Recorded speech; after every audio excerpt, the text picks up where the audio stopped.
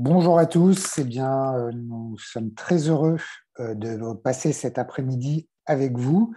On va vous laisser arriver dans la salle d'attente. On voit que le nombre de participants est en train d'augmenter. Merci d'être là pour cette reprise de ce cycle de webinaires, épisode 5 aujourd'hui du webinaire Tous Mobiles. Un webinaire, je vous rappelle, qui s'inscrit dans le cadre du projet Tous Mobiles, site dédié à la mobilité solidaire, initié par le laboratoire de la mobilité inclusive avec le soutien du ministère de la Transition écologique. 5e numéro aujourd'hui, un webinaire particulier aujourd'hui consacré aux plateformes de mobilité à l'occasion de la sortie d'un guide, le guide que vous voyez à l'écran, Tout comprendre des plateformes de mobilité, un guide numérique publié par le labo en partenariat avec le ministère et avec France Mobilité. Alors, si tout le monde a déjà entendu parler des plateformes de mobilité, il reste parfois finalement assez difficile, lorsque la question est posée, d'en donner une définition précise, de savoir à qui elles s'adressent, de connaître les services et les solutions qu'elles proposent, de comprendre leur fonctionnement, leur modèle économique, ou encore essayer d'expliquer comment s'y prendre pour monter une plateforme. C'est tout l'enjeu de cette publication construite autour de 8 questions. Et c'est cette même construction que nous avons reprise aujourd'hui avec nos intervenants pour entrer et comprendre dans ces dispositifs au service de la mobilité solidaire. Alors, au sommaire de ce webinaire très riche, nous donnerons la parole dans quelques instants à Céline Mouvet pour comprendre dans quel cadre réglementaire les plateformes évoluent. Ensuite, Pierre Taillant, économiste à l'ADEME, nous en donnera la définition. Il nous dira à qui elles sont destinées et à quels besoins elles répondent. Nous nous intéresserons ensuite aux services et aux solutions que les plateformes proposent, avec un focus sur 2 plateformes, avec Karim Ait Youssef pour WeMove et Didier Luce pour le réseau Mobine. Nous nous pencherons ensuite sur l'écosystème dans lequel ces plateformes évoluent, avec 2 interventions, celle de Karl Baldacci pour Pôle emploi et celle de Maël Bourguigna pour le département de Loire-Atlantique. Enfin, nous nous interrogerons sur le modèle économique des plateformes de mobilité avec Marc Fontanès, directeur de projet mobilité chez Auxilia Chronos et auteur de ce guide. Alors, n'hésitez pas à poser vos questions à nos intervenants via l'onglet questions-réponses. Nous aurons un long temps d'échange à la fin de ce webinaire avec Pierre Taillant, comme d'habitude, qui va se charger de synthétiser et de nous faire partager vos retours. Et puis Pierre, n'hésitez pas, s'il y a beaucoup d'interventions après chaque intervenant ou chaque séquence, on peut effectivement répondre de manière un petit peu plus groupée aux questions spécifiques qui pourraient être posées. Enfin, sachez, comme tous nos précédents webinaires, que vous pourrez retrouver ce numéro en replay sur la chaîne YouTube du LMI et de France Mobilité.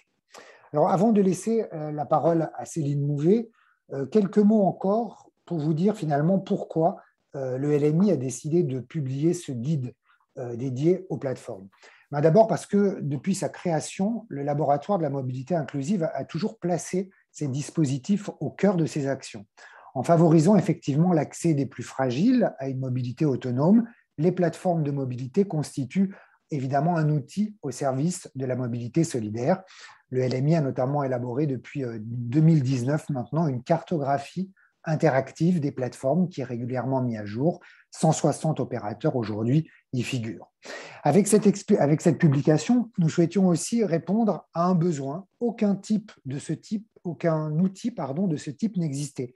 Cette publication a vraiment pour ambition de proposer un éclairage pratique à toutes celles et tous ceux qui peuvent contribuer au vaste écosystème des plateformes, que ce soit les collectivités, les acteurs publics de l'emploi, de l'insertion, les acteurs sociaux, les opérateurs de mobilité, les associations ou les employeurs.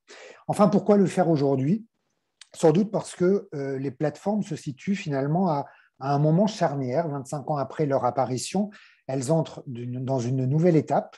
Elles bénéficient désormais d'un nouvel environnement réglementaire avec l'application de la LOM. Et puis, elles font aussi l'objet de nouveaux dispositifs pour encourager les territoires à les développer. Je pense notamment ceux lancés cette année dans le cadre de la stratégie nationale de lutte contre la pauvreté. Enfin, nous avions aussi envie tout simplement de mettre en lumière celles et ceux qui, tous les jours, œuvrent sur le terrain pour la mobilité solidaire. Et puis, vous le verrez sur à l'occasion de la lecture de ce guide. Il y a de nombreux témoignages de tous ces acteurs qui sont acteurs justement tous les jours de cette mobilité solidaire. Merci en tout cas à toutes celles et tous ceux qui ont contribué à la rédaction de ce guide. Ce guide numérique est téléchargeable depuis le site Tous Mobile et le site du LMI, et je pense qu'on va vous le mettre dans le forum pour ceux qui ne l'auraient pas encore téléchargé. Entrons maintenant dans le dur et dans le détail justement de ces dispositifs, avec, pour ouvrir ce webinaire, cette question justement de l'environnement dans lequel évoluent les plateformes. Avec vous, Céline Mouvet, bonjour, merci d'être là. Vous êtes chef du bureau des politiques de déplacement du ministère de la Transition écologique, et on va, grâce à vous, répondre à cette question. Vaste question, dans quel cadre réglementaire les plateformes évoluent-elles? Oui, bonjour à tous. Eh bien, effectivement, avec ce programme Allant le champ, avant d'entrer plus concrètement dans l'univers des plateformes de mobilité et aussi avec les acteurs qui font ces projets au quotidien, on a choisi aujourd'hui de vous présenter le cadre réglementaire dans lequel s'inscrivent effectivement ces plateformes. Alors, l'objectif pour moi, ministère, c'est pas tant de vous fournir ou de délivrer une lecture un peu juridique de la loi, même si ici j'ai mis des références effectivement des principaux articles que pourrez vous retrouver, mais c'est surtout vous montrer comment le cadre réglementaire et surtout l'ambition qui la sous-tend est une véritable voie d'accélération pour ces projets. Et du coup, je reprendrai et je m'inscris pleinement dans les propos de Francis sur le fait qu'on est sans doute à un moment charnière autour de ces projets. Donc, la loi d'orientation des mobilités, elle porte l'enjeu d'une mobilité pour tous et partout. Et je pense que voilà, ce n'est pas rien dans la situation aujourd'hui auquel nous sommes confrontés. On a beaucoup d'enjeux sur l'urgence climatique, mais il est important de replacer ces questions de mobilité au-delà de ces questions sans doute un peu de sortir de cette vision souvent technocratique et portée surtout vers l'infra de nos politiques de transport pour les porter vers les besoins. Et c'est ce que la LOM porte comme ambition.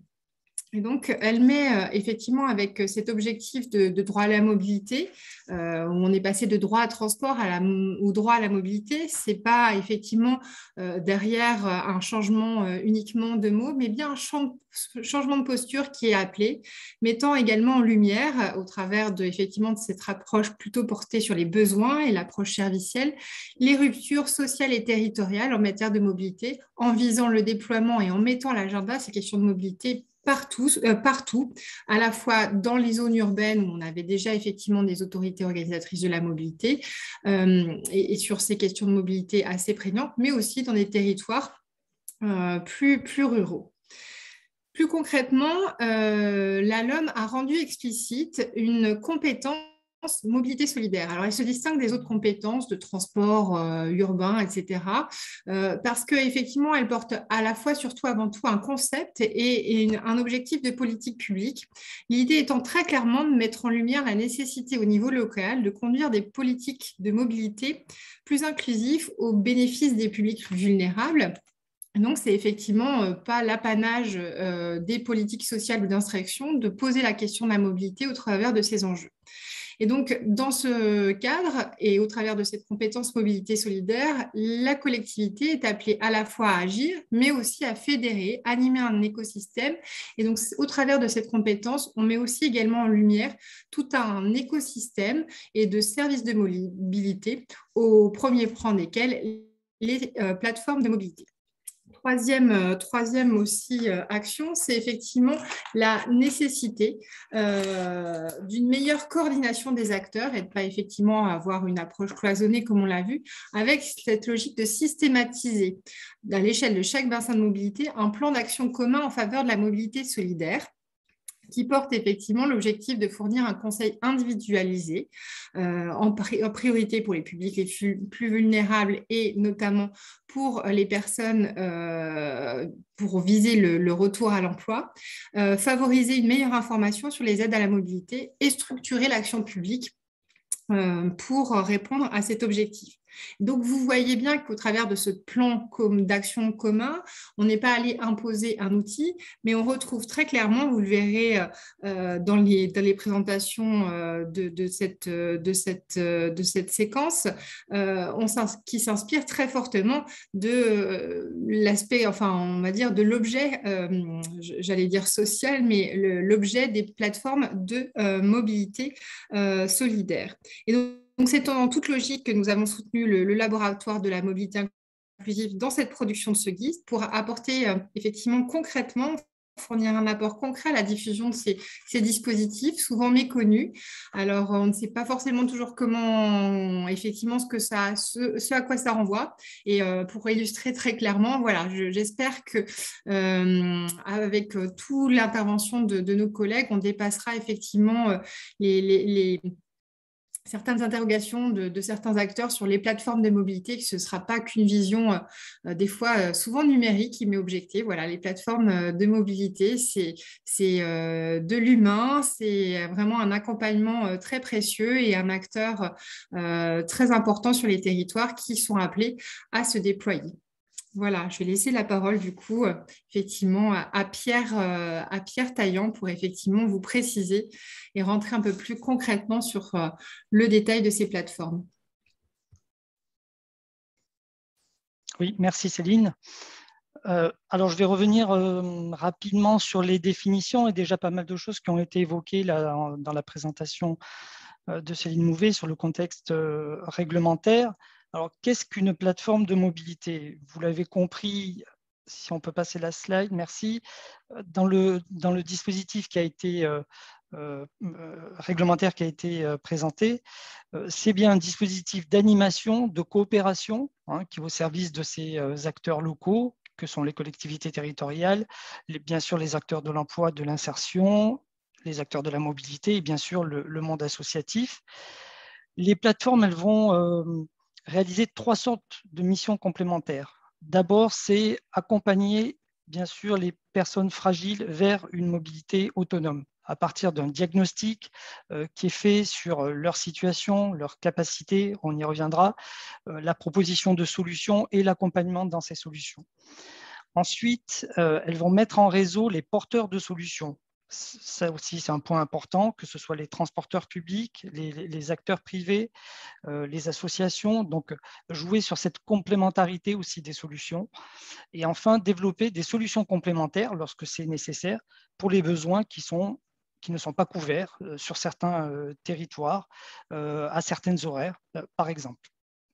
Donc, on l'a compris, il y a un ancrage territorial et une action territoriale qui est très forte dans l'action des plateformes de mobilité pour apporter ce service de proximité sur les territoires sur lesquels elles vont agir. Le cœur de métier d'une plateforme, c'est ce parcours mobilité. On y reviendra aussi à la suite. Donc, on part d'un diagnostic qui est réalisé auprès des personnes, un diagnostic fin pour apporter des solutions adaptées, des solutions pérennes, bien sûr, dans le temps. Et donc, tout cela résulte d'un pilotage étroit, un travail vraiment de collaboration entre, d'une part, les conseillers mobilité qui agissent, qui travaillent sur les plateformes, et les prescripteurs avec qui ils sont en relation, et bien sûr, en particulier, le monde de l'action sociale. Si on peut passer la slide suivante, justement, à quels besoins répondent les plateformes? On l'a dit, c'est une réponse aux inégalités territoriales en matière de mobilité. Elles vont prendre en charge des besoins en fonction des types de territoires, qu'on soit plutôt dans le rural, plutôt dans le périurbain, dans les quartiers prioritaires de la ville, avec voilà, des problématiques d'accès à la mobilité, de services éloignés, de transports en commun éloignés. Elles vont apporter des réponses aux contraintes économiques. On le sait, se déplacer coûte cher, bien sûr. Se déplacer quand on est dépendant, notamment d'une voiture, coûte cher. Je vous ai rappelé quelques chiffres. Et elles vont servir de relais aux aides à la mobilité qui sont souvent peu connues des publics les plus fragiles, avec des taux de non-recours qui sont relativement élevés. Et donc, les plateformes vont servir de source et de guichet d'information. On l'a dit, bien sûr, c'est une contribution importante à l'insertion sociale et professionnelle. Je vous renvoie vers les chiffres clés du laboratoire de la mobilité inclusive, notamment ces 7 millions de Français en âge de travailler qui éprouvent des difficultés de mobilité. Et les plateformes vont aussi aider à lever des barrières, pas que économiques, mais également cognitives, comme le fait de se repérer dans un plan de transport en commun ou un réseau de transport en commun, le fait d'utiliser un automate pour payer un titre de transport, toutes ces barrières cognitives que différents publics peuvent rencontrer. Et donc, bien sûr, par-dessus tout ça, elles sont un lieu où vont venir et où doivent s'articuler la transition écologique et la justice sociale. On le sait, la mobilité compte pour beaucoup dans l'empreinte carbone des Français, presque 30%. Et donc, là aussi, c'est un lieu dans la construction et l'apport de solutions qui va permettre de réduire la dépendance aux énergies fossiles qui peuvent engendrer une précarité énergétique dans la mobilité. Alors, à qui les plateformes sont-elles destinées? Ces chiffres relèvent du recensement qui a été fait par le laboratoire de la mobilité inclusive. Les plateformes vont s'adresser à différents types de publics, une large variété de publics fragiles, essentiellement les publics en insertion socio-professionnelle, les demandeurs d'emploi, bien sûr les salariés précaires, les jeunes. Voilà les principaux, mais également les seniors, avec bien sûr les thématiques de perte progressive d'autonomie, de risque d'isolement, et bien sûr les personnes à mobilité réduite qui concernent pas loin de 10 millions de personnes en France, mais également une problématique autour des réfugiés et des migrants, avec des barrières autour de la langue ou de la maîtrise de l'environnement de mobilité dans certains territoires. Voilà, vous pourrez retrouver ces chiffres dans le guide. Merci beaucoup, Pierre, pour toutes ces précisions. Plaçons-nous maintenant du côté des utilisateurs pour comprendre quel type de services et de solutions les plateformes de mobilité proposent, avec un focus sur deux modèles de plateformes, deux acteurs, WeMove et le réseau Mobine, Karim Aït Youssef pour WeMove et Didier Luce pour le réseau Mobine. Bonjour à tous les deux, merci d'être là. Alors, nous l'expliquons dans le guide, les services proposés par les plateformes de mobilité se répartissent en deux familles. L'accompagnement individuel des personnes accueillies d'une part, et puis les solutions matérielles et financières d'autre part. Vous allez nous expliquer votre métier, votre façon de faire, les services que vous proposez, vos spécificités. On va peut-être commencer avec vous, Karim Aït Youssef. Bonjour, merci d'être là. Vous êtes directeur général adjoint de WeMove. Quel type de service proposez-vous et plus globalement, comment définissez-vous votre rôle? Bonjour et merci de m'accueillir. J'espère que vous m'entendez bien. Absolument. Notre rôle, WeMove, c'est d'accompagner les publics au plus près des territoires et au plus proche de leurs problématiques. Pour comprendre, peut-être on peut passer à la slide suivante. Pour comprendre ce qu'est WeMove aujourd'hui, c'est une mission, comme le dit le guide, comme le dit le laboratoire de la mobilité inclusive, d'accompagner ces publics fragiles. Aujourd'hui, nous sommes présents dans 10 régions. Nous serons bientôt 300 salariés en fin d'année et on couvre la moitié des départements. Notre rôle, c'est de créer du lien social, de créer un système vertueux entre les loisirs, l'économie, la santé et l'environnement. On ne va peut-être pas s'étaler plus que ça sur WeMove. Simplement un mot, on est depuis peu premier opérateur de la mobilité inclusive grâce au marché Pôle emploi en France, où on couvre, ce qui nous permet de couvrir justement la majorité des régions.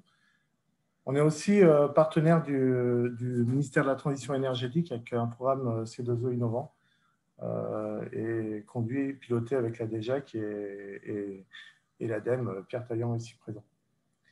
Peut-être qu'on peut passer au slide suivant et rentrer plus dans le détail et répondre à votre question. Ce qui est l'accompagnement, selon WeMove depuis toujours, mais qui s'est beaucoup étoffé ces dernières années grâce aux aux partenaires, notamment MTE et aux partenaires de l'État et de l'ADEME, c'est un bénéficiaire qui est accueilli physiquement sur nos plateformes, possiblement virtuellement également, mais il y a toujours des rencontres qui se font, à qui on propose un test mobilité dans le cadre du diagnostic mobilité. Ce test, c'est un outil novateur qui permet le diagnostic simple et rapide, en moins de 10 minutes, de la mobilité de ces publics. Il peut être réalisé, c'est un questionnaire à choix multiples, scoré, qui génère automatiquement un profil. On a identifié 14 profils possibles. Je vais vous en citer quelques-uns. Le routinier des transports, le contraint et persévérant, le véhiculé contraint, l'hyperlocal citadin, qui est en général sur des distances de déplacement inférieures à 3 km. Donc, ces profils qui sont générés par le test numérique, il peut être complété à la fois par le public, par les prescripteurs ou par les opérateurs mobilité avec lesquels on travaille, justement, ce qui vient lier l'accompagnement et le service mobilité. Ça enclenche l'accompagnement et le suivi du bénéficiaire. Une fois qu'on a dit ça et qu'on a réalisé ce test, il y a une analyse très fine qui est faite par nos conseillers en mobilité et on va utiliser simultanément plusieurs moyens pour lever ces freins à la mobilité, des moyens pédagogiques, de formation à la mobilité, d'utilisation au transport, etc. Mais par exemple, peut-être qu'il y a une dizaine d'années, on faisait beaucoup d'ateliers lecture de cartes. Aujourd'hui, vu qu'on est sur la fracture numérique, on est plutôt sur l'utilisation des applis mobilité comme les applis GPS, Waze, ou le pilote ou Passe-Passe Mobilité dans les Hauts-de-France, par exemple. Donc, on est plus à se déplacer avec les smartphones, utilisés majoritairement par les bénéficiaires, mais pas forcément avec une connaissance fine de ces outils numériques. Donc, la fracture numérique, on y lutte dès l'entrée avec le test mobilité.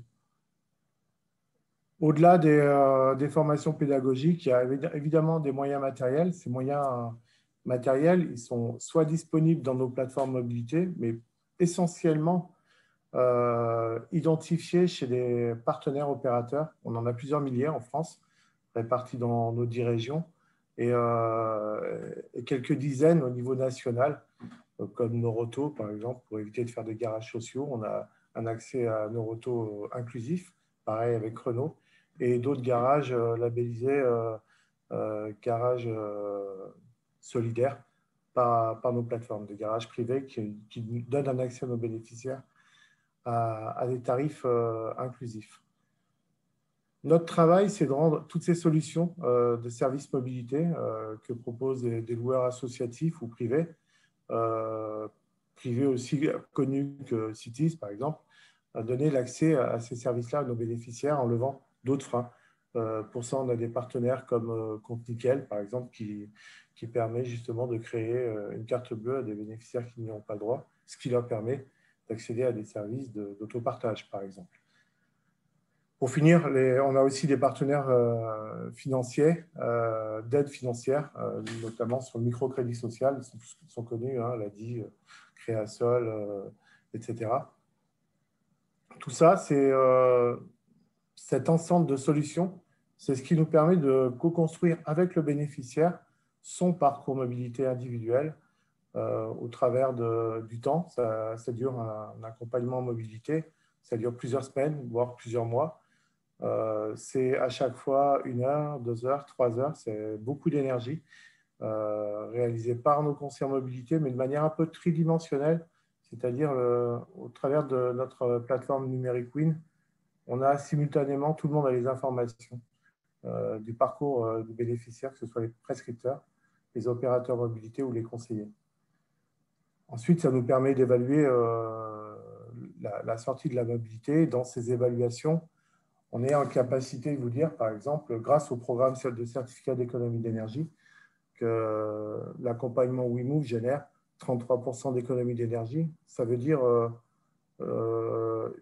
des économies financières aussi sur le reste à vivre, parce que quand on se déplace de manière durable et écologique, ça coûte moins cher. Et c'est le message principal de la précarité énergétique et du programme que l'on porte avec nos partenaires de l'ADEME, Total, Siplec et la DGEC, bien évidemment, pour réaliser ces actions. Là, on parle aujourd'hui, depuis plusieurs années, d'écomobilité inclusive et exclusivement d'écomobilité inclusive.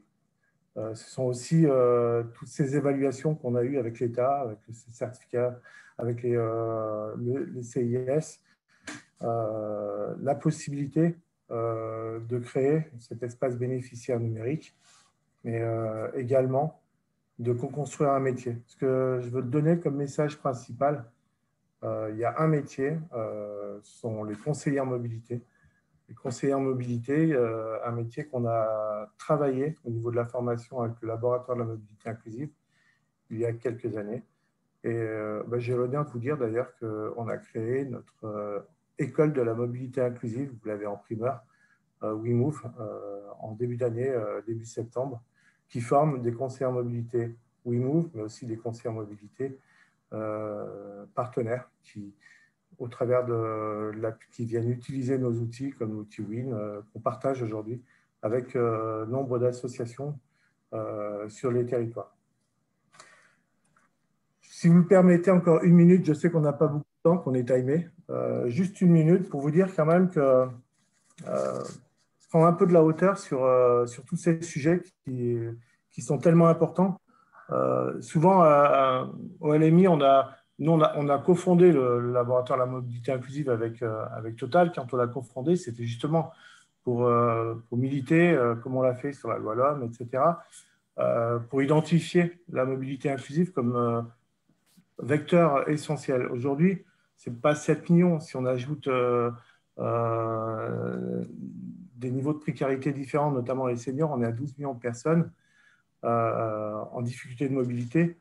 Nous, on a bientôt 300 salariés, 14 millions d'euros de budget. Bon, je ne sais pas quel est le budget de la Fédération mobile, mais ça doit être quelques dizaines de millions d'euros, j'imagine. On a des budgets qui se sont bien développés. On répond de plus en plus à de plus en plus de demandes, mais on parle de quelques dizaines de milliers de personnes, alors que le besoin en France, c'est que ce soit 7 ou 12 millions, peu importe, c'est plusieurs millions de personnes. Et pour répondre à ce besoin-là, si on regarde ça au travers du budget des transports et de la mobilité durable en France, on est à 9 milliards. Donc, il y a eu beaucoup d'efforts faits des pouvoirs publics ces dernières années. Là, aujourd'hui, si on veut passer à l'échelle, c'est ça le vrai virage. Il faut travailler l'écomobilité inclusive et aussi travailler à développer, c'est aussi pour ça qu'on a créé cette école de la mobilité inclusive, à développer ces bonnes pratiques d'accompagnement à destination de tous les publics et prioritairement ce chiffre qui est énorme de plusieurs millions de personnes à accompagner pour une meilleure inclusion sociale. Merci beaucoup, Karim, pour votre présentation, pour votre intervention. Je voulais qu'on revienne un peu plus tard sur les défis et les enjeux des plateformes pour demain. Vous l'avez fait en même temps. Autre présentation et autre plateforme maintenant avec vous, Didier Luce. Bonjour Didier, merci d'être avec nous. Vous êtes président de Mobine Région Grand Est. Présentez-nous les plateformes Mobine, les services que vous proposez, les solutions et vos spécificités. Oui, bonjour, vous m'entendez bien? Parfaitement. Oui, donc voilà, je vais vous présenter le réseau et au-delà du réseau, c'est l'enjeu de vous présenter ce qui effectivement est constitutif d'une plateforme, puisque là, c'est la thématique du jour. Mais en 2 mots sur notre organisation, nous sommes, vous pouvez passer la slide suivante s'il vous plaît, nous sommes un réseau qui fédère qui cherche à fédérer l'ensemble des acteurs territoriaux sur les différentes régions de France. On a 11 régions constituées. On accueille des adhérents qui sont, comme je le présenterai tout à l'heure, sur différents sujets, qui ne sont pas automatiquement des plateformes, qui peuvent être des simples opérateurs uniques, soit loueurs, soit transporteurs. Mais 50% de nos adhérents sont des plateformes. Et elles sont toutes indépendantes les unes des autres, mais elles se fédèrent. Et cet enjeu de se fédérer, c'est cette mise en réseau qui a été évoquée tout à l'heure déjà, des porteurs de solutions pour faire progresser cette question du champ de la mobilité inclusive sur les territoires. Alors, on a des adhérents qui sont d'autres réseaux. On a d'ailleurs aussi des adhérents de WeMove sur certaines de nos régions. Et ils sont les bienvenus. Nos 11 régions constituées au jour d'aujourd'hui, c'est plus de 150 structures qui sont toutes indépendantes, qui représentent plus de 35 000 personnes accompagnées. Et c'est plus de 1000 professionnels de la mobilité au service des parcours des publics. Ce sont des chargés de projet, ce sont des conseillers en mobilité, puisqu'on a aussi toute une activité de conseiller en mobilité. Ce sont des ambassadeurs, des enseignants d'écoles de conduite à statut associatif, des encadrants dans des garages solidaires, des logisticiens de transport pour accompagner le transport à la demande. Et tout l'enjeu autour de cette question-là, c'est bien de dire ce qui est constitutif d'une plateforme de mobilité, comme l'a évoqué tout à l'heure Pierre Taillant. Vous pouvez passer. On a 2 enjeux sur cette question d'agir pour une mobilité inclusive et solidaire. C'est celle d'abord de proposer c'est de proposer des solutions qui sont physiquement et financièrement accessibles aux catégories de population exclues d'un accès à la mobilité, ce qui a été dit. Et on a 2 champs d'action de service, celle du pouvoir bouger, qui permettent de lever les freins matériels et financiers et qui vont donner aux personnes des moyens matériels pour se déplacer lorsqu'ils ne sont pas suffisants. On va retrouver dans tout ce champ-là des opérateurs de location solidaire, que ce soit de voitures, de scooters, de vélos à assistance électrique, que l'on va mettre à disposition à des tarifs spécifiques pour les publics parce que cofinancés par des organisations publiques ou par des dispositifs publics de financement, que ce soit l'État, les conseils départementaux ou les régions. La mise à disposition de véhicules va aussi pouvoir permettre de travailler sur des questions qui aujourd'hui sont le covoiturage organisé, c'est-à-dire de comment on mutualise un véhicule et comment on va pouvoir travailler à l'insertion de public en favorisant ce partage d'un véhicule lorsque les gens n'en ont pas. Parce que le covoiturage, c'est une relation d'un conducteur avec un... lorsqu'on est sur du covoiturage organisé, c'est une notion de garantie de bonne fin aussi qui est mise en place et puis de fournir aussi le matériel nécessaire à pouvoir se mettre en place. Avec un véhicule, on va aussi pouvoir organiser, et là, ces exemples sont des exemples aussi de solutions complémentaires que l'on va avoir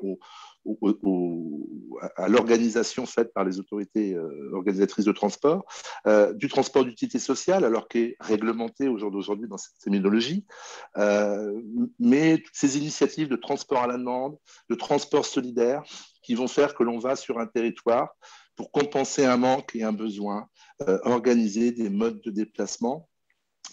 Et souvent aussi, dans toutes ces activités-là, ce qui est intéressant, et ça ne fait pas partie des 1000 personnes que j'ai évoquées tout à l'heure, ce sont des développements qui peuvent se faire aussi autour d'activités d'insertion. Et on a beaucoup de structures dans nos organisations adhérentes qui sont entreprises d'insertion, qui sont ateliers, chantiers d'insertion, et qui vont créer de l'activité au service du territoire, avec de l'emploi de proximité, et sur des parcours qui sont intéressants à construire, notamment si on prend ces métiers qui ont de plus en plus de mal à recruter, et on forme des personnes aussi vers ces métiers en besoin de chauffeurs, conducteurs de bus, et ainsi de suite.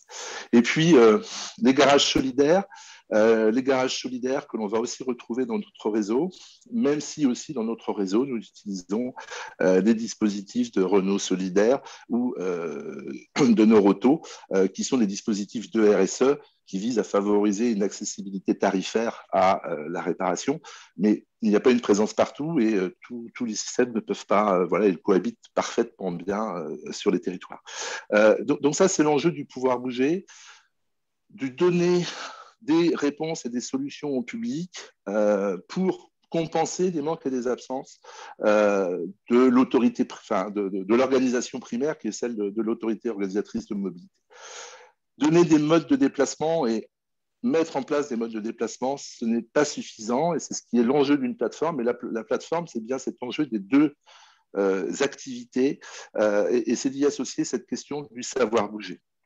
Savoir bouger, c'est les actions autour du savoir bouger, c'est ce qui va permettre de transmettre au public les compétences et les capacités nécessaires pour se déplacer de façon autonome et durable. Et c'est aussi un enjeu de société que de travailler cette question du durable.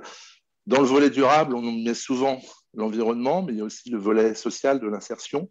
Et on travaille beaucoup sur ces champs avec l'accompagnement aux usages dans les transports en commun, par la mise en place de vélo-écoles, par de l'accompagnement à la recherche du meilleur itinéraire en vélo pour sécuriser un parcours. Dans l'accompagnement aux usages, on y trouve aussi les licences de conduite, apprendre à conduire une voiture, c'est du savoir bouger. Un permis de conduire ne donne pas la possibilité de me déplacer. Ce qui me donne une possibilité de me déplacer, c'est le pouvoir bouger. Il me faut une voiture. Mais pour conduire une voiture, normalement, il me faut un permis.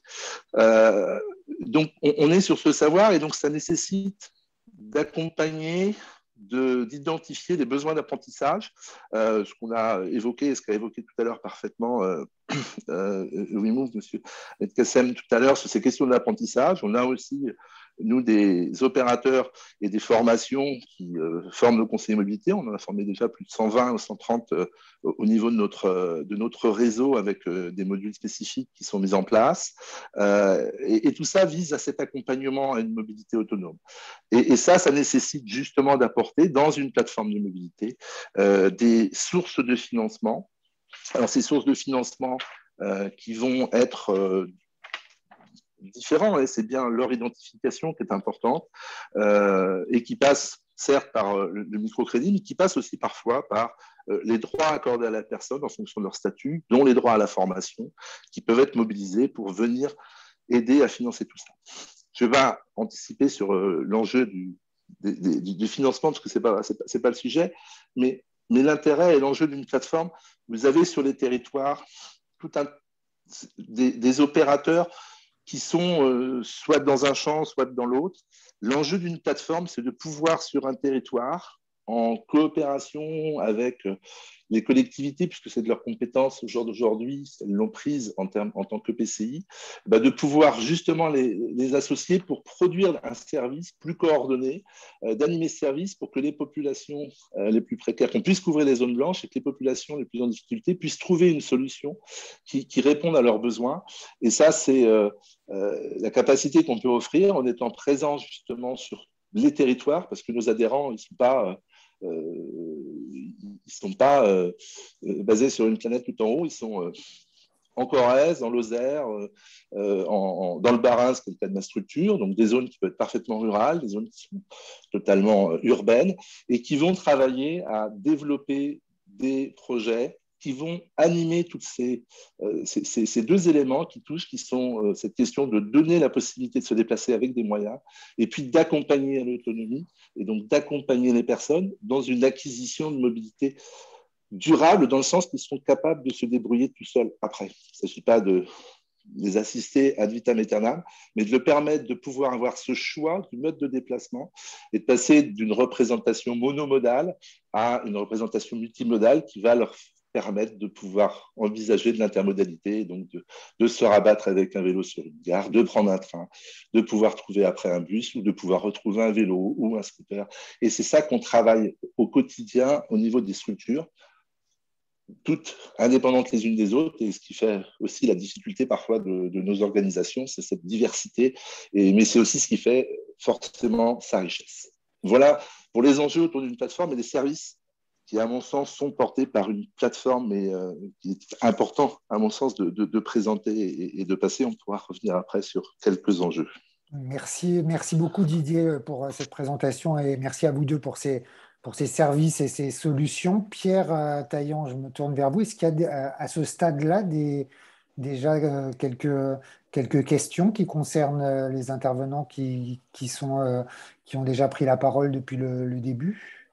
Oui, une remarque et quelques questions. Une première remarque qui dit que la LOM n'est pas nécessairement très claire sur la définition de la mobilité solidaire. Donc, qu'est-ce qu'il faut entendre derrière cette terminologie qui relève plus de l'aide individualisée à la mobilité que d'une logique collective, la difficulté de la circonscrire pour une AOM. Voilà, le sujet n'est pas simple. La mobilité solidaire peut être portée par d'autres acteurs que les AOM ou les OPCI qui interviennent sur d'autres compétences ou d'autres types de politiques publiques.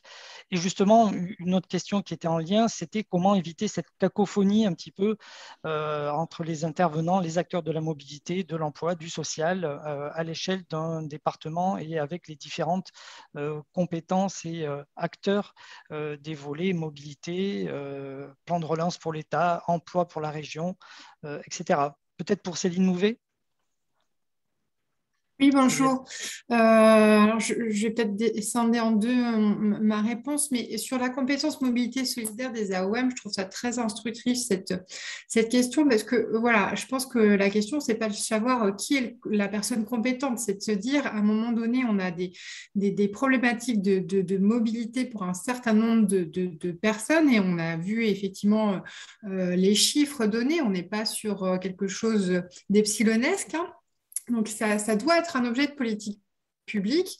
Et du coup, l'enjeu de porter cette compétence mobilité solidaire, alors j'évoquais effectivement cette distinction entre une compétence transport public où on voit bien, ben voilà, on fait une DSP et on trace du transport.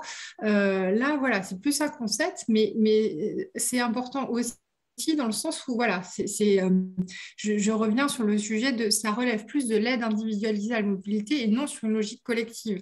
J'allais dire, ben non, c'est une logique collective de pouvoir fournir des solutions. Alors certes, c'est du conseil individualisé, on va fournir des plateformes de mobilité, mais c'est quand même un enjeu de politique publique de pouvoir apporter, on va dire, un système de réponse à ces enjeux de mobilité-là. Et donc, effectivement, je pense que voilà, faut pas cataloguer d'un côté une collectivité, enfin une compétence mobilité qui serait de dire, ben voilà, on va faire du mass transit, et de l'autre, une compétence sociale qui est là pour aider les plus fragiles. Donc ça, je pense que c'est important de parler là-dessus. Après, sur le côté, qui est responsable de qui? Je pense que voilà, la question de la mobilité, on l'a vu, c'est un frein à de nombreuses activités. Et donc, effectivement, je pense on devrait finalement, bizarrement, pas avoir ce débat parce que puisque il y a beaucoup de puissance publique, enfin en tout cas de responsables ou de collectivités ou j'allais dire, voilà, il y a le département, il y a la région, etc. Finalement, ben, ça fait 2 fois plus d'acteurs pour intervenir, au contraire de sujets peut-être isolés. Et donc, c'est là où peut-être effectivement comment mettre tout ça en musique.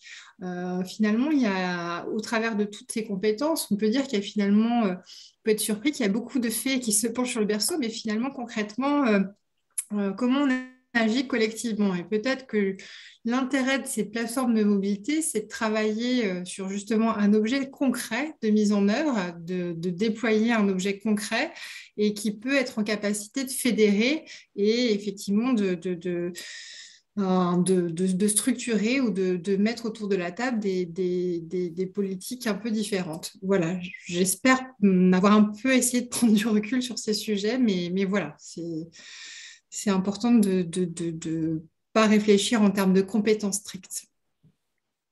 Justement, encore en lien avec les rôles des acteurs, est-ce que les chantiers d'insertion peuvent être considérés comme des prescripteurs sur les plateformes de mobilité? Céline, peut-être, en complément? Sur les chantiers d'insertion en tant que prescripteurs pour les plateformes?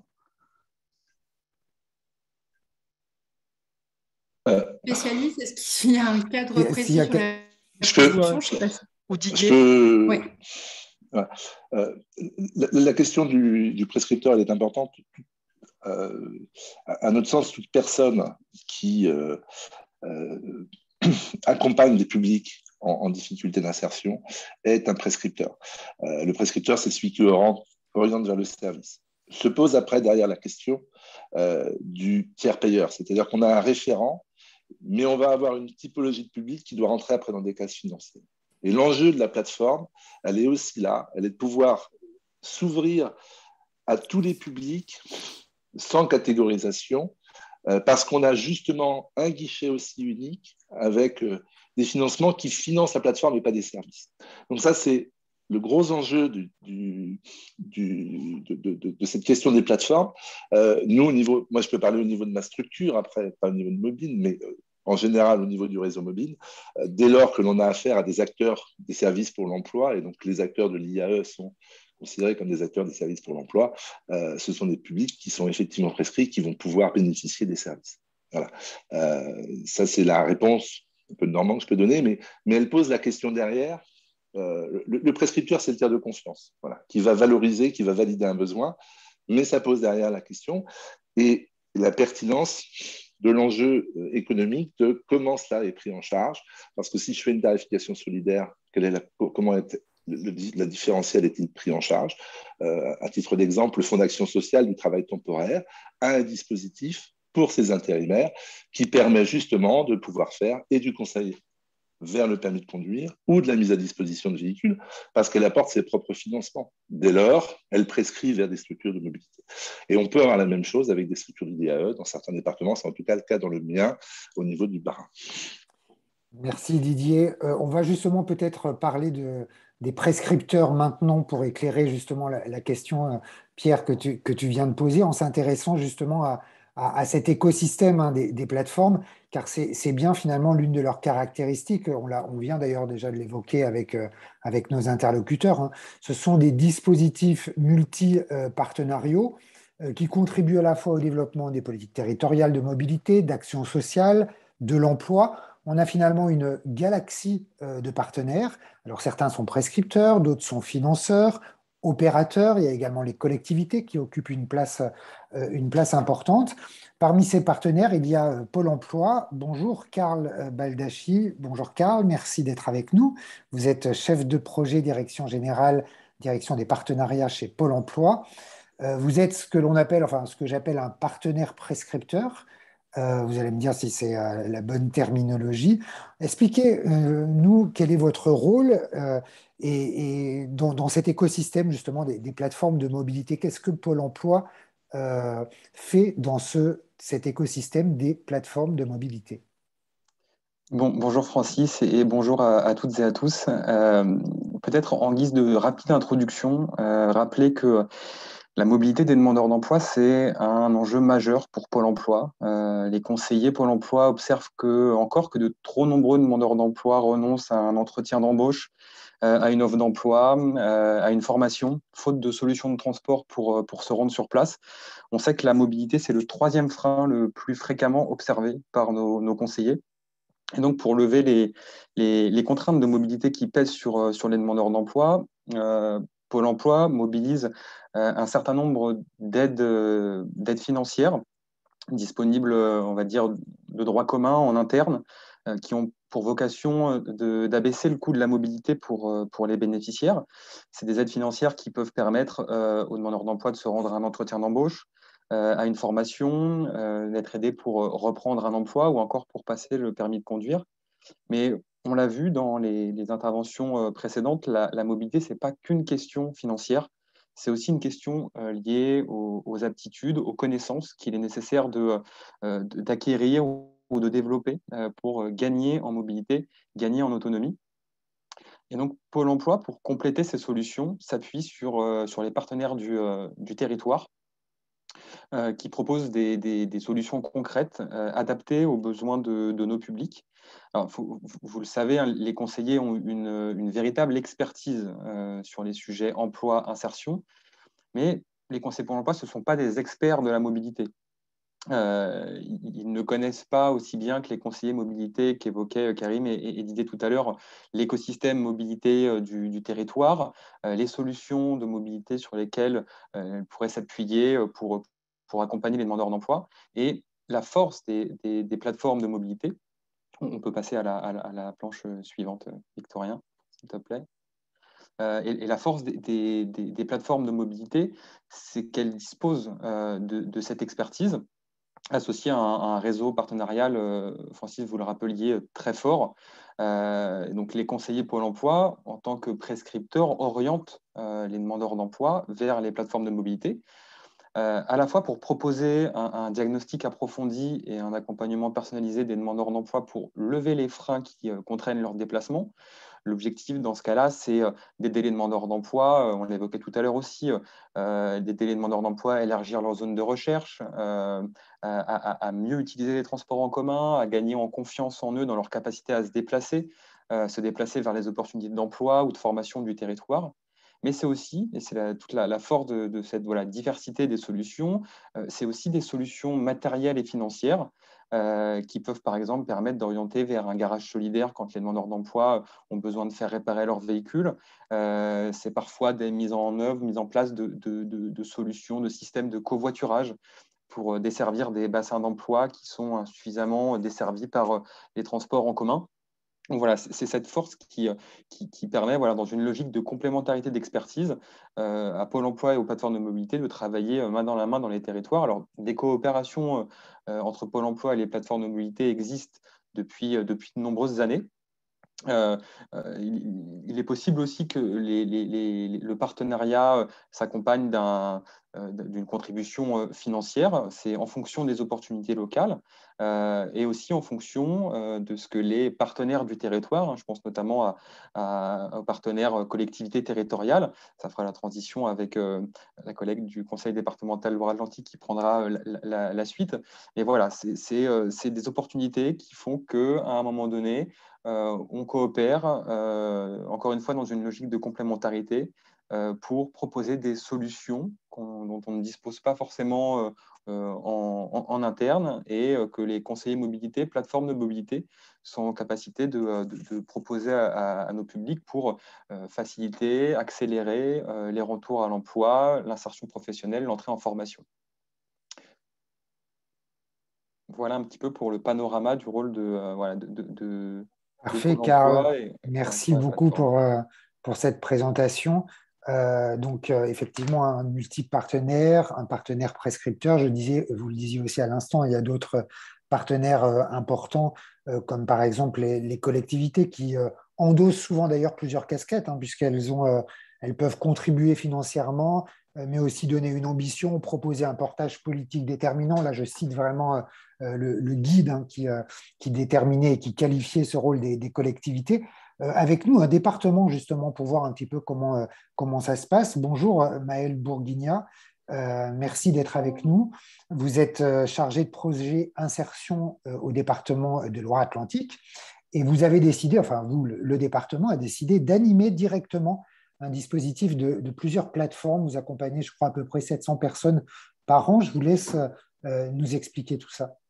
Oui, c'est ça. Alors, c'est un tout petit peu plus complexe que ça. Je veux bien que Victorien passe à la slide suivante pour qu'on voit un petit peu comment on en est arrivé là. Donc, effectivement, moi, je travaille au département de Loire-Atlantique. Et dans le cadre de notre stratégie départementale d'insertion, donc notre PDI, hein, le document réglementaire qui donne les orientations sur notre compétence insertion, on s'est interrogé via un certain nombre d'outils, d'enquêtes, etc., sur qu'est-ce qui constituait des freins à l'emploi sur notre territoire. Et la mobilité est vraiment ressortie comme un frein majeur dans les parcours d'insertion. Ça, c'est une concertation qui avait été menée en 2017. On a rédigé notre stratégie qui a été adoptée en juin, dans laquelle on consacre la mobilité comme un de nos grands chantiers.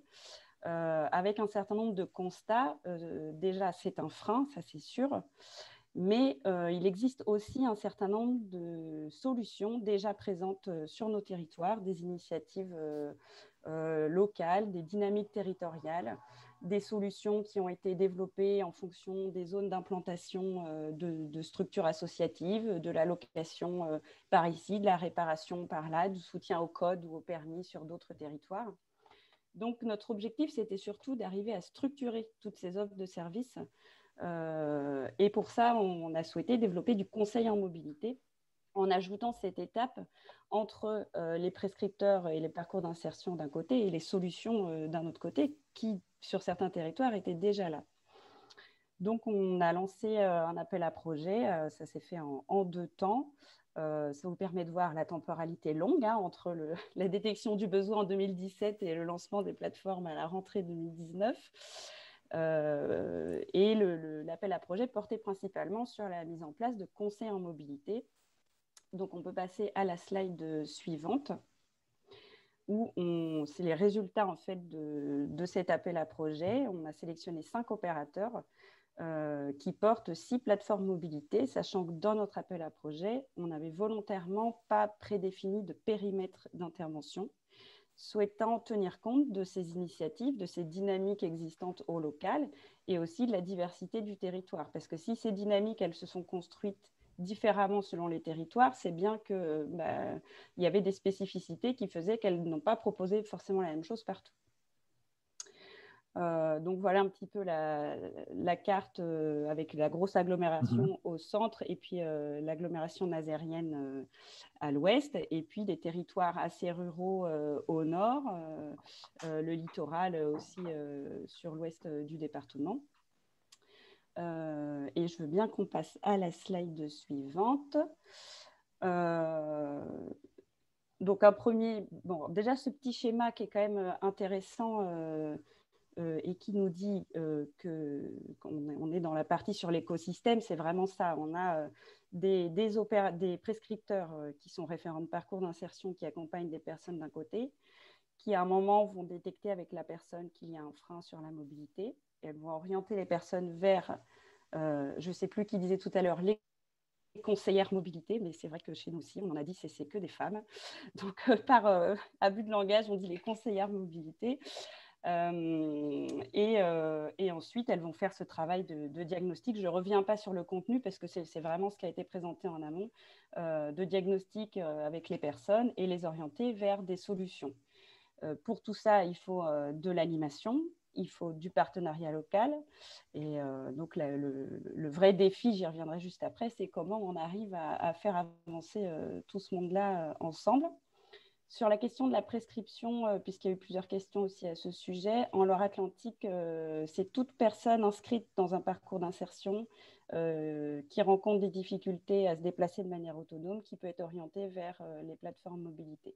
Donc, ça concerne les chantiers d'insertion, le pôle emploi, le département. D'ailleurs, on voit en bas à droite de la slide, je suis désolée, ce n'est pas très net, qu'en termes de structure prescriptive, c'est assez divers et varié. On a des chantiers d'insertion, le pôle emploi pour 22%, des missions locales pour 17% pour les jeunes en insertion, les unités emploi du département, c'est le dispositif d'accompagnement socio-pro du département.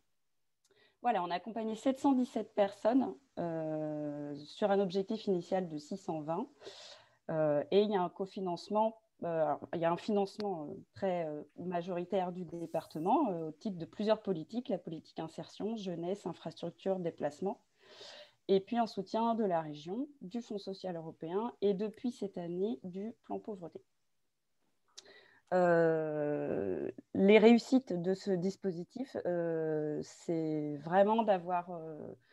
déjà, on a des très bons retours de la part des personnes et des prescripteurs avec vraiment la logique indiquée par le collègue de Pôle emploi qui disait que les conseillers, que ce soit ceux de Pôle emploi ou d'autres partenaires de l'emploi, ça leur dégage du temps, le fait de se décharger de cette partie d'accompagnement liée à la mobilité à une experte de la mobilité. Ça leur permet à eux de se concentrer sur leur cœur de métier, à savoir l'accompagnement vers l'emploi. Parce qu'elles ont développé une vraie expertise, elles sont en veille permanente sur tous les dispositifs et toutes les aides en fonction des statuts des personnes. Et je peux vous dire que ce n'est pas évident à développer comme expertise. On a recruté au sein du département une coordinatrice parce que tout ça demande un temps très fort de coordination et d'animation. Et j'avais plein de choses à vous dire, mais je respecte le temps imparti. Je termine juste en vous disant, voilà, cette slide qui illustre un petit peu les risques qu'on commence à voir.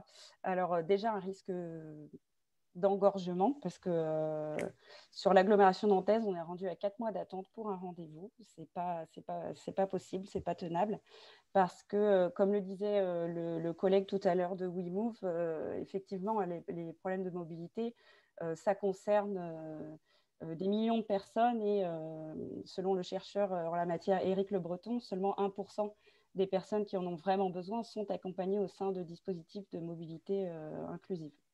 Donc, on a encore du chemin à faire pour proposer ce service à le plus grand nombre de personnes possible. Et donc, ce sujet prend de plus en plus de place et c'est tant mieux. On est très content que tous les pouvoirs publics rentrent dans la danse. Néanmoins, le risque, c'est de voir de nouveaux dispositifs apparaître avec des périmètres différents en termes de public, en termes de géographie. Alors là, sur cette carte pleine de couleurs, qu'est-ce qu'on voit? On voit nos plateformes mobilité, on voit les EPCI, on voit les territoires découpés par la région dans le cadre de leur stratégie régionale pour l'emploi et la formation professionnelle, les CLEFOP. On voit les petits éclairs colorés, ce sont les bassins de mobilité créés, découpés dans le cadre de la LOM. Et donc, il n'y a aucun périmètre qui ne correspond à rien. Donc, du coup, dans ce cadre-là, ça va devenir compliqué d'établir des stratégies. Et c'est vraiment ça l'enjeu, si on veut éviter la confusion et la juxtaposition et puis finalement la perte d'efficacité, c'est vraiment d'arriver à travailler tous ensemble pour garantir une cohérence et une lisibilité, au moins pour les usagers. Et voilà, et ce changement d'échelle qu'il va falloir opérer et on est parti de notre petite lorgnette de l'insertion et des publics en insertion, mais les plateformes ont vocation à s'adresser à un public beaucoup plus large. Mais comment on opère aussi ce changement d'échelle en termes de gouvernance et en termes de financement, quoi. Merci beaucoup, Maëlle Bourguignon, pour votre intervention, à la fois pour cette carte compliquée, mais qui finalement est assez éclairante sur les enjeux des plateformes mobilité. Il nous reste un gros sujet à voir qui est justement cette question du financement et du modèle économique des plateformes existantes. Peut-être que Pierre, on peut, avant, s'il y a des questions, faire un petit point sur les demandes des intervenants par rapport à ce qui s'est dit jusqu'à maintenant. Oui, une question pour Pôle emploi, pour Karl Baldacci peut-être. Un témoignage et une question. Un témoignage qui dit qu'une conseillère Pôle emploi a répondu qu'elle ne finançait pas des heures de conduite et que la formation n'était pas prise en charge. Est-ce que c'est confirmé? Et également, qu'en est-il de l'abondement de Pôle emploi en complément du compte personnel de formation pour aider au financement du permis? Existe-t-il une politique globale? Alors, je suis pas expert et je vais essayer de répondre parce que tout dépend en fait des situations, des situations personnelles. Les financements ou cofinancements ne sont pas automatiques, ils sont sous condition, alors à la fois de ressources, mais aussi inscrites dans le projet du demandeur d'emploi en matière de retour à l'emploi. Et c'est en fonction de ce projet et du lien entre la nécessité de passer le permis ou bénéficier de cours de conduite que l'appréciation du conseiller sur le financement ou cofinancement peut se faire. L'abondement au niveau du CPF est possible, mais encore une fois, voilà, sous condition, dès lors que Pôle emploi donne son accord, ensuite l'abondement se fait de façon automatique. Mais voilà, tout dépend de la situation du demandeur d'emploi, regarde de sa recherche d'emploi et de son projet de retour à l'emploi. Donc pas de blocage, mais des situations appréciées au cas par cas. Merci. Une petite question, une demande de précision pour Maëlle Bourguignon sur le chiffre d'accompagnement par conseiller. Oui, je vois la question. Alors, il y a 10 conseillères mobilité. Au départ, elles étaient 7, maintenant elles sont 10. Je relève d'ailleurs qu'il y a eu des difficultés de recrutement, étant donné que c'est un métier qui officiellement n'existe pas, donc certains opérateurs ont un peu de mal à recruter. Donc là, elles sont 10. Alors, elles en ont accompagné 717 sur une période d'à peu près 15 mois, sachant que la durée des parcours est très variable, de 3 à 6 mois, parfois plus, parce qu'elle les accompagne vraiment au bout de la démarche. Mais je dirais en simultané, elles ont peut-être des portefeuilles d'une 40aine de suivis.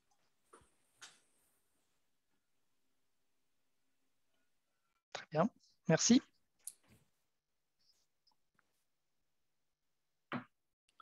Pierre, y a-t-il encore On peut enchaîner des questions?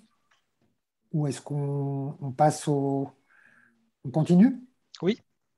Alors, abordons maintenant avec Marc Fontanès. Bonjour, merci Marc d'être avec nous. Bonjour. Vous êtes directeur de projet mobilité au cabinet Auxilia Chronos. Vous êtes l'auteur de ce guide. On a travaillé ensemble pour le réaliser avec le groupe de travail du LMI et puis grâce à vous. Il y a une question évidemment qui est peut-être la plus complexe, hein, c'est celle qui vous revient finalement de traiter, c'est quel est le modèle économique des plateformes existantes, quel financement, quel équilibre budgétaire. Il y a une partie du guide qui est consacrée à ça.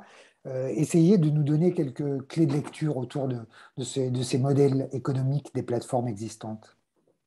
Eh bien, merci Francis, bonjour à toutes et à tous. Alors effectivement, la question du modèle économique, elle est assez centrale. Vous aurez compris, je pense, depuis le début du webinaire qu'il n'y a pas de modèle unique, qu'on a plusieurs types de modèles d'une plateforme à l'autre, que le financement public, évidemment, a un point important. Je vais revenir là-dessus. Je vais, en introduction, peut-être simplement évoquer, avec un tout petit peu de recul historique, la façon dont les plateformes ont été développées depuis une vingtaine d'années, depuis qu'elles se sont créées, 20-25 ans. On a pu observer sur cette période 3 types d'initiatives pour développer des plateformes de mobilité. Au tout début, c'était des initiatives privées citoyennes ou associatives, donc des personnes qui ont souhaité s'engager dans l'aide à la mobilité de publics en difficulté et qui se sont organisées, pour faire simple, pour obtenir des financements pour pouvoir réaliser ces accompagnements. Il y a beaucoup de structures qui se sont développées comme ça et qui ensuite se sont professionnalisées, étoffées, etc. Il y a une deuxième catégorie d'initiatives que je qualifie dans le guide de sous l'égide d'une institution publique, donc un acteur public comme par exemple une agglomération qui organise le regroupement de plusieurs opérateurs associatifs sur son territoire, opérateurs de mobilité, dans un dispositif collectif de plateforme et avec un rôle de coordination, mais pas forcément un financement, en tout cas pas le financement de l'ensemble du dispositif. Et puis, troisième initiative, un petit peu plus récente, des années 2010, on va dire, qu'on peut qualifier de surcommande, mais avec des guillemets, d'une institution publique. En général, on appuie sur un appel à projet pour développer des plateformes de mobilité orientées vraiment insertion et emploi sur un territoire toujours, et c'est souvent des départements qui ont été à l'initiative de ces appels à projets. Sur commande entre guillemets, parce que ce sont des appels à projets, et je vais y revenir, on peut réfléchir à la façon effectivement de faire de la commande publique pour pérenniser les dispositifs de plateforme de mobilité. Alors, concrètement, qu'est-ce qu'on finance dans une plateforme? On a bien entendu les services qui sont rendus par les plateformes. On a bien compris que c'est d'abord et avant tout de l'humain, donc c'est d'abord et avant tout du fonctionnement. Les plateformes de mobilité ont une grosse problématique de fonctionnement. Il faut payer des salaires, il faut payer des personnes, et en particulier des conseillers et conseillères en mobilité qui vont au-devant des publics accueillis, qui les reçoivent et les accompagnent sur des périodes plus ou moins longues. Bien sûr, de l'investissement, d'abord parce que ce sont des structures qui reçoivent du monde, donc il faut des locaux, il faut de quoi accueillir les gens et de quoi avoir du matériel aussi pédagogique pour la dimension accompagnement individuel. Certaines plateformes proposent, vous l'avez compris, des véhicules à la location sociale, donc il faut aussi acheter des véhicules. Bref, il y a un peu d'investissement, mais c'est quand même essentiellement le fonctionnement dont il s'agit. Parce qu'il y a cet enjeu de ressources humaines, principalement, parce que par ailleurs, ce sont des structures qui doivent, comme n'importe quelle autre structure, payer un loyer, une assurance, etc. Le gros sujet, c'est le financement de ces charges. Les personnes qui sont accueillies, ce ne sont pas des gens qui sont réputés particulièrement solvables, hein, plutôt peu solvables, voire non solvables. Donc, dans l'équilibre budgétaire d'une plateforme, le poids de la contribution financière des bénéficiaires, il n'est pas neutre, il existe, mais il est relativement modeste, c'est quelques pourcents. C'est important quand même de rappeler que la plupart des personnes accueillies sont invitées à contribuer financièrement à au moins une partie des services dont elles bénéficient, même si ça reste symbolique. Ça a une dimension justement symbolique assez forte dans leur parcours de mobilité. mais ça ne permet pas d'équilibrer le budget. Alors du coup, il faut aller chercher les financements complémentaires nécessaires pour équilibrer ce budget. Et là, on a grosso modo 3 catégories de moyens, enfin de ressources financières. La subvention, principalement d'acteurs publics, bien sûr, et de nature diverse. Dans ce champ-là, il y a plusieurs sous-catégories sur lesquelles je vais revenir rapidement.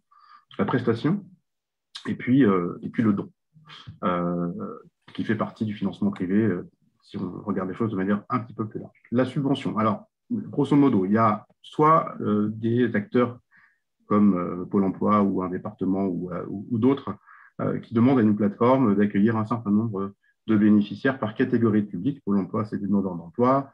Les départements, c'est plutôt des bénéficiaires du RSA. C'est un petit peu caricatural ce que je dis là, mais ce n'est pas loin de la réalité.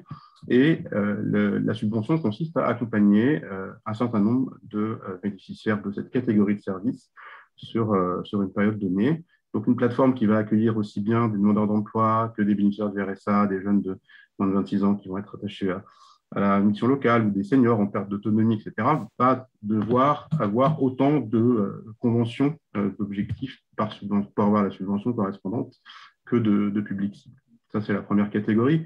La deuxième catégorie, c'est des subventions plutôt au service. On va financer plutôt un certain nombre de permis, par exemple, pour une catégorie de public qui peut être transverse. Et puis, il y a une troisième catégorie de subvention qui est plus transverse à l'échelle de l'ensemble du dispositif de plateforme et qui vient financer une partie du budget. Le deuxième champ, c'est la prestation. C'est à peu près la même chose que ce que je viens d'évoquer, mais on est plutôt là dans un cadre de marché public avec un appel d'offres. C'est plutôt récent et c'est plutôt souhaitable a priori pour que les plateformes puissent se pérenniser. Puis enfin, il y a effectivement le financement privé. Donc, les dons, ce n'est pas neutre, hein, c'est des entreprises ou des particuliers qui mettent à disposition, par exemple, des véhicules.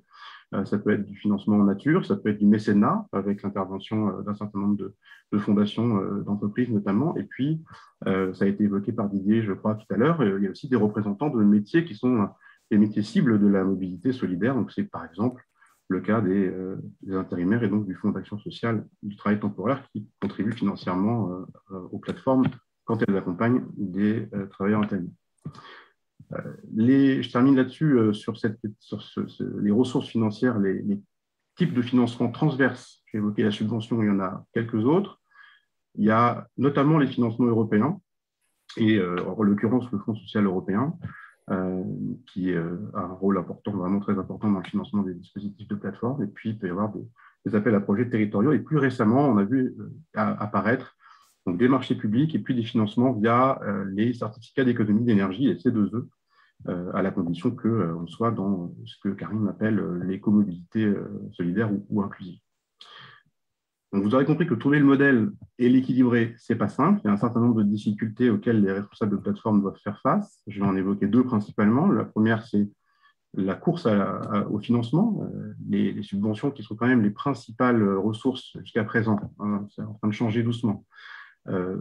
Correspondent à des moyens financiers qui ne sont pas extensibles, qui sont rarement pluriannuels, parfois ne sont pas reconduits. Donc, page blanche chaque année pour le responsable de plateforme, recherche chronique de financement, nécessité de consacrer des moyens et des compétences à cette activité. Donc, on n'est pas vraiment dans l'accompagnement social, hein, on est dans la recherche de financement. Tout ça pèse sur l'organisation des plateformes et il est heureux qu'effectivement on soit dans une période de charnière ou de transition pour ce qui concerne les modèles économiques des plateformes. L'autre difficulté principale, c'est la trésorerie. Et alors, malheureusement, je pointe du doigt, mais c'est vrai que les financements européens qui financent parfois jusqu'à 50% d'un dispositif, donc ils peuvent être tout à fait massifs, ils peuvent mettre beaucoup de temps à arriver aussi, hein, souvent jusqu'à plus de 18 mois après un accord de principe. Donc, une structure qui n'a pas forcément les moyens d'assumer cette trésorerie massive peut être en difficulté. Il y a des plateformes qui, malheureusement, ont dû mettre la clé sous la porte. Heureusement, il y a beaucoup de prises de relais par les collectivités, notamment les collectivités territoriales qui assurent la trésorerie. Je termine sur mon point de vue sur le modèle idéal. Je pense qu'il est partagé par un certain nombre d'acteurs professionnels, mais je vous donne le mien. D'abord, le modèle idéal, je pense que c'est, pour commencer, une question de reconnaissance du métier des plateformes de mobilité et des femmes et des hommes qui les animent. De mon point de vue, ce sont les seuls acteurs qui aujourd'hui savent accompagner les personnes en difficulté qui peuvent être de nature très diverse vers l'autonomie en mobilité et donc les accompagner vers une meilleure capacité à trouver une formation, trouver un emploi, à accéder à la santé. On n'a pas parlé, mais ça fait partie des besoins fondamentaux, plus généralement, auxquels les plateformes permettent d'accéder. Je l'ai dit, les publics en question ont des ressources assez faibles, donc il y a une notion de service public ou au public qu'il faut financer. Et je reviens à cette notion de commande publique, passer peut-être effectivement de l'appel à projet à une vraie commande plus ferme, plus pérenne par le biais du marché public et idéalement par le biais de la délégation de services publics. On vient de voir apparaître depuis quelques années quelques premières intégrations de dispositifs de plateformes dans des délégations de services publics. Même chose, Pôle emploi, par exemple, a très récemment publié de nombreux appels d'offres pour organiser, financer l'accompagnement de mobilité de demandeurs d'emploi. Tout ça va dans le bon sens, est en train d'évoluer. Et donc, je pense que ça fait partie, avec le Fonds social européen qui reste aujourd'hui une ressource essentielle. Et puis, la dernière chose, c'est l'évolution de la mobilité solidaire vers une mobilité de moins en moins impactante au plan environnemental. Ça fait partie des modules de financement idéaux ou de demain pour les plateformes de mobilité. Merci Marc pour toutes ces précisions sur ce modèle économique. Avant de reprendre des questions, est-ce qu'il y a d'abord des compléments ou des interventions de la part de nos propres intervenants par rapport à ce qui a été dit? Si vous voulez ajouter quelque chose sur cette question du modèle économique ou du financement. Oui, je peux peut-être très rapidement, parler chacun. Très rapidement sur le modèle économique. On a un modèle économique qui évolue effectivement vers plus de financement type marché. Aujourd'hui, la moitié de nos financements viennent de marchés comme Solid Pôle emploi ou de délégations de services publics de transporteurs comme Keolis ou Transdev. Ça permet aussi un effet levier sur la trésorerie parce qu'on est payé avec des tranches beaucoup plus régulières. Le modèle économique un peu particulier que sont les programmes C2E, qui est à la fois un modèle qui est financé par des acteurs privés, les fournisseurs d'énergie, mais validé par le ministère de la Transition écologique. Et là aussi, c'est un modèle innovant qui permet de voir venir sur plusieurs années. Le reste, les subventions, aujourd'hui, on les utilise essentiellement sur des modèles de projets nouveaux, innovants ou de développement, où d'emblée, on va poser le cadre de la pérennisation du projet avec les partenaires institutionnels et le Fonds social européen.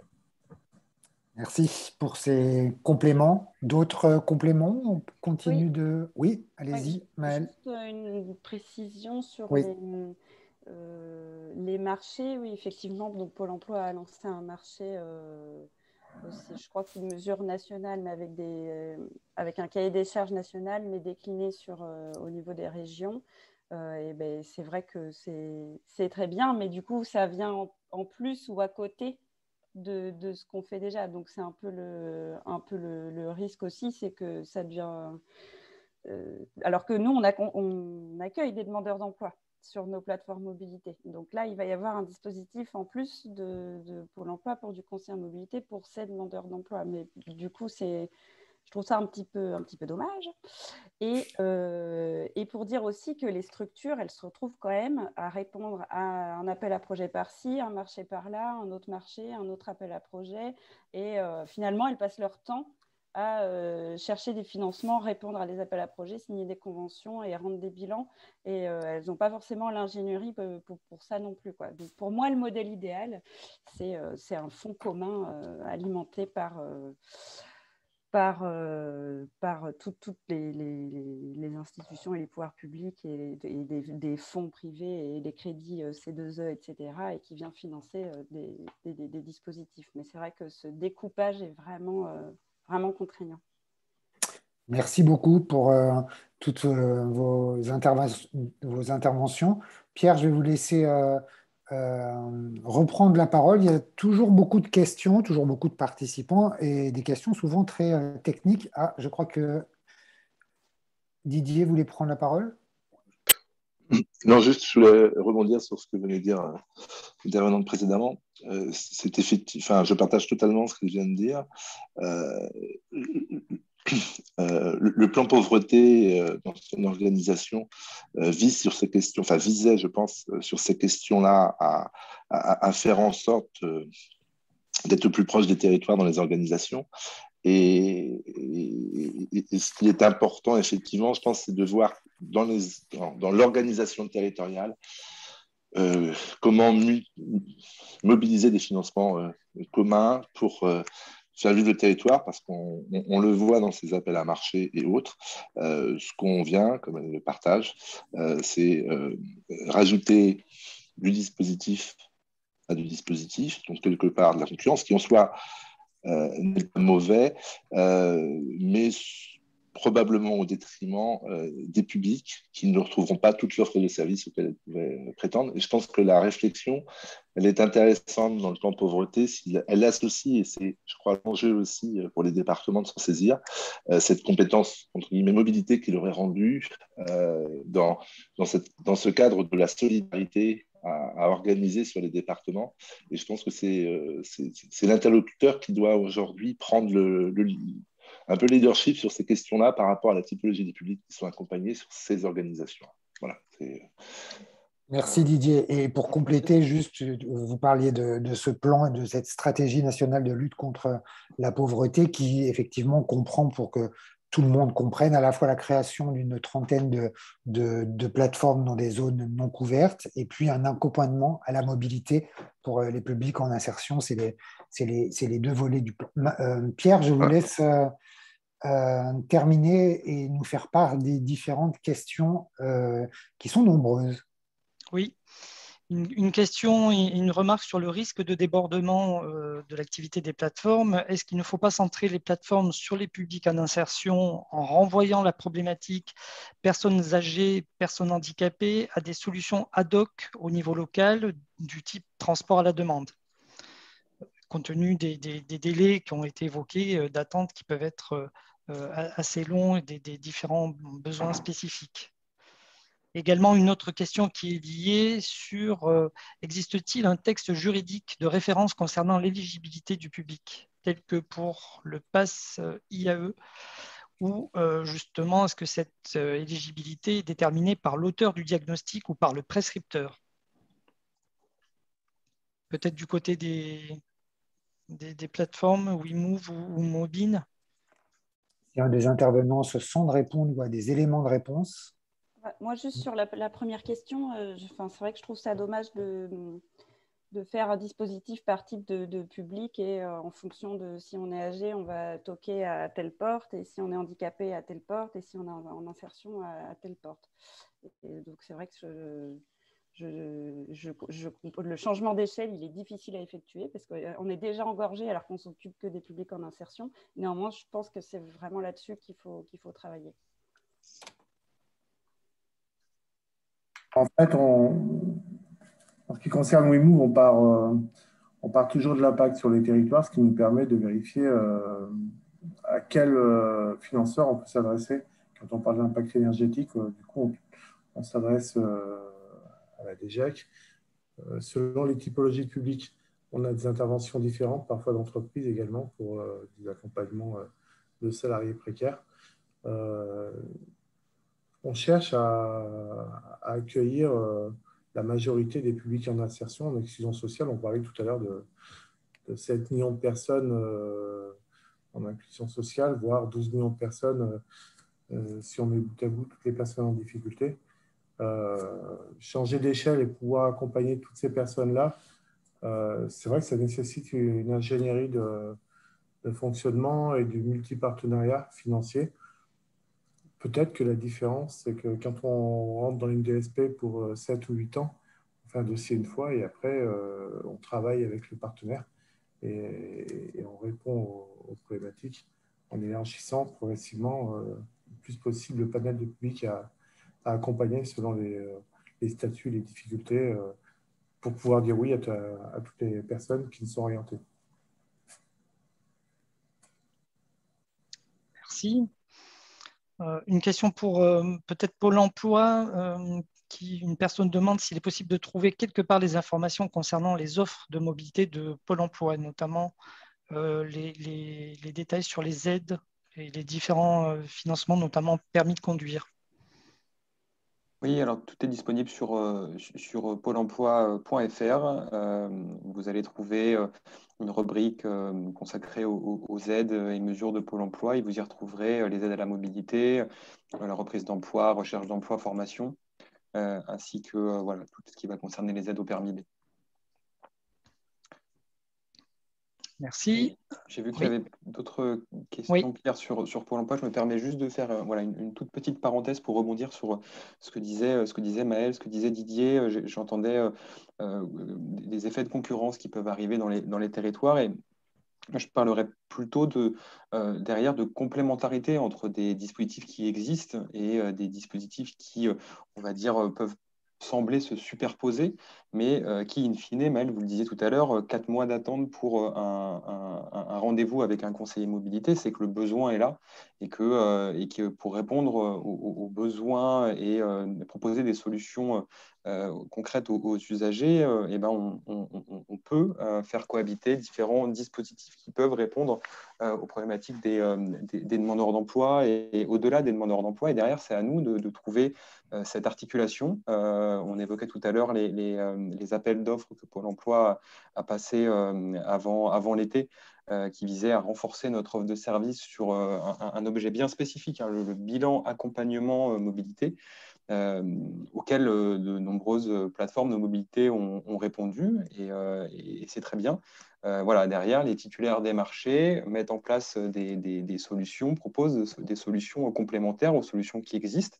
Et je lisais dans le chat qu'effectivement, au-delà de ces questions de bilan, accompagnement, mobilité, d'autres modalités de coopération peuvent exister. Tout à l'heure, on évoquait la subvention ou des formats aussi de marché de prestations sur d'autres objets que le bilan, accompagnement, mobilité. C'est totalement compatible et tout ça peut vivre ensemble dans les territoires en fonction des besoins et en fonction des solutions et des propositions que font les plateformes de mobilité ou les acteurs de la mobilité solidaire, de façon plus large, au sein des territoires. Donc voilà, moi j'y vois plutôt un enjeu pour nous qui sommes au pilotage et à la coordination en lien avec les conseils départementaux, en lien avec les EPCI qui ont pris la compétence, en lien avec les commissaires régionaux au plan de lutte contre la pauvreté, de trouver je dirais un sens un peu global et articulé de toutes les actions de mobilité, dispositifs de mobilité existants dans les territoires.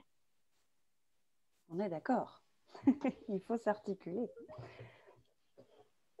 Merci. Je crois qu'on a à peu près épuisé l'ensemble des questions. Peut-être une dernière. Oui, oui. Pardon Didier, si tu veux apporter un complément. Oui, il y avait une question qui touchait au recensement. Oui. Donc, juste pour à titre informatif, le réseau mobile a été retenu dans le cadre du programme France Relance par le ministère de la Santé. Et à ce titre, sur l'année 2021-2022, va travailler avec le réseau, avec le ministère au déploiement d'un outil numérique qui va permettre de recenser à l'échelon national et par territoire les différents dispositifs de solutions de mobilité, d'aide à la mobilité, qui sera pour les professionnels, mais aussi pour les publics, donc une double entrée, avec cet enjeu par rapport à ce qui était dit sur le nombre de personnes. La question n'est pas tant de développer le nombre de conseillers en mobilité, elle est aussi de professionnaliser ceux qui sont déjà dans ces questions de l'accompagnement qu'on dit global, et donc de renforcer leur qualification, leur appréhension de ces sujets de mobilité, pour déjà avoir un premier niveau de réponse et une prescription qui soit plus opérationnelle. Voilà. Si on sait que, comme l'a dit tout à l'heure, intervenant des Pays de la Loire, un conseiller en mobilité, c'est 110, 150 personnes par an en termes de suivi si on fait un travail complet. Gérer 3 millions, 4 millions de personnes, si je prends que les demandeurs d'emploi ou que les publics en insertion, je vous laisse calculer le nombre de conseillers en mobilité. Si par contre on a une capacité à mieux qualifier dans les missions locales, dans les structures d'insertion, et c'est ce à quoi on travaille au niveau de notre réseau, par exemple, cette question de l'appréhension et de la compréhension des enjeux de mobilité, eh ben, on aura une meilleure qualification des orientations. On aura certainement aussi déjà un premier niveau de réponse qui se fera directement en lien avec les personnes, et on utilisera réellement les compétences du conseiller mobilité qui devient à ce moment-là un métier. Ça, c'est un enjeu aussi sur lequel il faut se pencher, de voir comment le métier de conseiller mobilité devient une formation reconnue par ACQP, par exemple, certificat de qualification professionnelle, parce qu'au jour d'aujourd'hui, comme vous l'avez dit, ce n'est pas un métier existant au RNCP, Registre national des compétences, et donc il faut qu'on avance aussi sur ce sujet-là. Mais le conseiller en mobilité n'est pas tout. Il y a tous les services qui sont à côté. Si je vais voir mon médecin et que je n'ai aucun médicament à lui donner, je ne peux pas travailler avec lui son amélioration. Et l'enjeu du conseiller en mobilité, c'est d'avoir justement dans sa boîte à outils tout un tas de services qu'il va pouvoir aller chercher, aller mobiliser sur le territoire, que ce soit de la location, que ce soit du transport solidaire, qui n'est pas automatique, qui doit être potentiellement mis dans tout cet engrenage de la plateforme. Et c'est pour ça que je dis qu'il y a une échelle territoriale et qu'avec les commissaires à la pauvreté, les départements, cet enjeu de l'État et des territoires doit être pris en compte pour que tout ça soit fluidifié et qu'il y ait parfaitement des huiles dans les rouages. Je repartage les propos de Karl.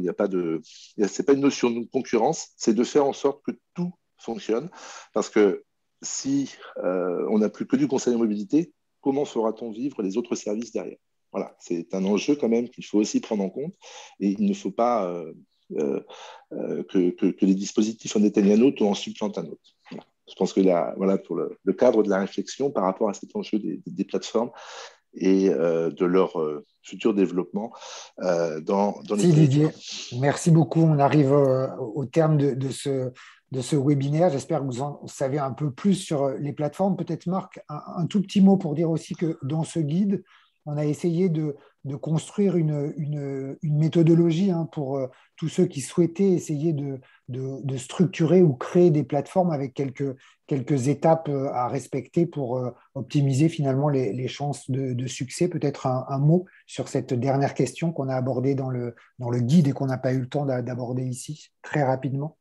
Oui, merci Francis. C'est le petit guide dans le guide.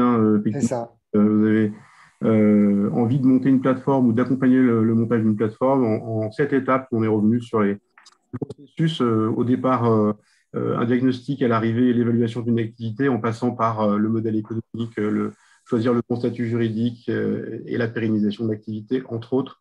C'est dans le guide. Je n'ai pas le temps d'en dire beaucoup plus, mais effectivement, vous pouvez aller regarder ça avec beaucoup de témoignages de responsables de plateformes très expérimentés. Merci Marc, merci à tous nos intervenants pour ce webinaire et merci pour la qualité de vos interventions. Le cycle de webinaires Tous Mobiles se poursuit. On a d'autres rendez-vous qui arrivent. Le prochain rendez-vous, ce sera le 12 octobre pour un webinaire consacré aux quartiers prioritaires de la ville. En partenariat avec la NCT. Normalement, vous devriez voir le calendrier de nos prochains rendez-vous. Et puis, le 7 décembre, ce sera un autre webinaire consacré cette fois-ci à la question de la mobilité solidaire et de la mobilité durable. L'épisode 6, mardi 12 octobre à 14h. L'épisode 7, mardi 7 décembre à 14h. Merci à toutes et à tous et bon après-midi. Merci, au revoir. Merci. Au revoir, merci.